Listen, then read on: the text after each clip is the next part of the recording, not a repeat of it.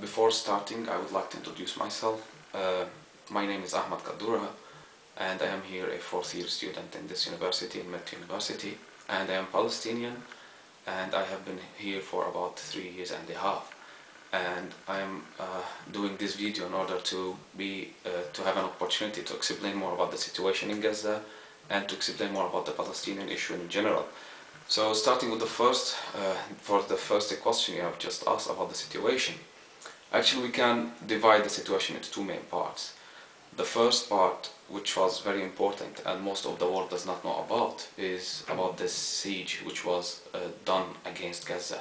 Gaza was under a very severe siege which was done by the Israeli forces, and Gaza is a very small area with limited resources. So there was very limited amount of food and very short times of water which were provided, and at the same time a little amount of fuel and electricity and etc. So all the basic needs for a certain population to continue was just very limited. And there was 7 crossing points between Israel and Gaza, and all these crossing points were really strictly closed. And after this siege, which was for more than 1 year, something like 1 year and a half, these attacks started, and they started something like 2 weeks ago, and Israel was using all its powers, all the technological power that they have and all these technological advances they have in the military. Starting with air, and then using the sea, and then using the land, as you have seen in the last 3-4 days. So the situation in general is not only what we are seeing now is the problem, also the problem is related with the previous period, which was a very severe siege for more than 1 year and a half, which I would like to insist on it.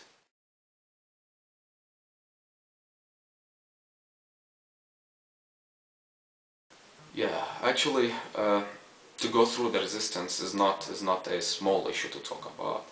Palestinian people have resisted from the beginning of the conflict. From 1948, the first time this issue was starting, the Palestinian people have resisted. They haven't kept any small opportunity to resist for their land, for their opportunity to live. And as any other movements and as any other issues, there is a political side and there is a resistive side. So Palestinians have worked in both sides with these two approaches. But one thing that I would like to insist on, and I would like to clarify regarding the resistant part, and exactly in this previous period, there was a lot of talk about the missiles which were fired by Hamas on Israel in the last period. And as I said before, those people were under siege for more than 1 year or 1 year and a half. And they were dying hungry. And they were dying because there was no basic needs for normal human life. And there was nobody caring for that. There was nobody hearing about that. And I have the United Nations reports which have all these statistics, and they are really shocking when you just read them. So in that case, people in such case, they should resist, and they must resist to make the others listen to them and to make the others to know what about them. In both cases, they are dying. So dying hungry and silent, I guess it's a sin, and in that case, they have done the correct thing when they started to resist.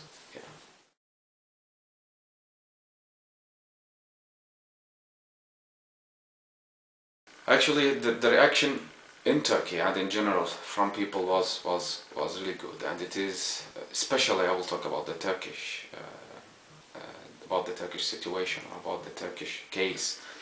To be honest, as a Palestinian in here, as a student in here, I was really happy when I see that people are supporting you. Even you are under great pressure, and you are facing a very great power, the Israeli army.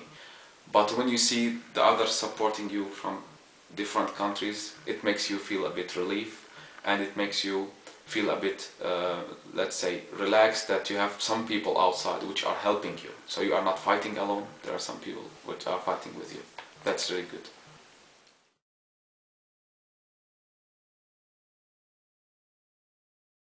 Yes, actually, now what I am saying is by itself is a message. The most important thing is that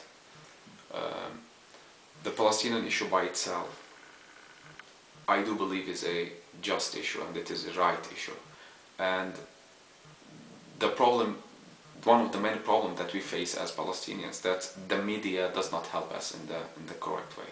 So that's why, I mean, outside, maybe outside Palestine, outside the Arabic countries, usually you find a lot of people which have wrong ideas or wrong image about what's exactly happening in there. So one important issue is to have a good consciousness about the Palestinian issue, to read more, to try to find more about the Palestinian issue, and to try by yourself to find, not to trust only the media that you see. By yourself, try to know more, and if you know about the issue, and then I'm sure you're gonna find that this is a right and a just issue.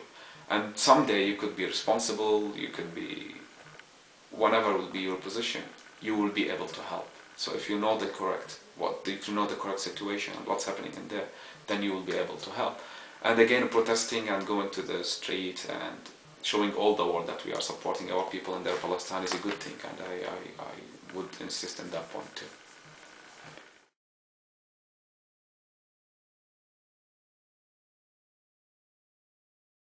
At first, I have to thank you for this opportunity.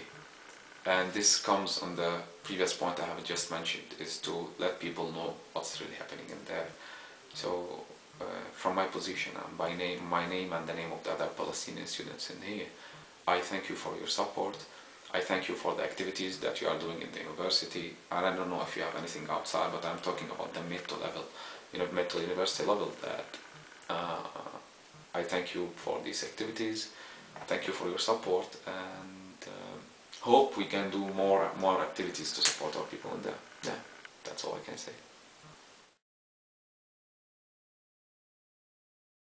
And as a last word, I would like to say, Dirinin Filistin kazanacak, and show the people resisting in Palestine for their right to live, shall they have a long life. And فلتعيش فلسطين وليعيش الشعب الذي ناضل والذي يقاوم من أجل حريته ومن أجل حقه في الحياة.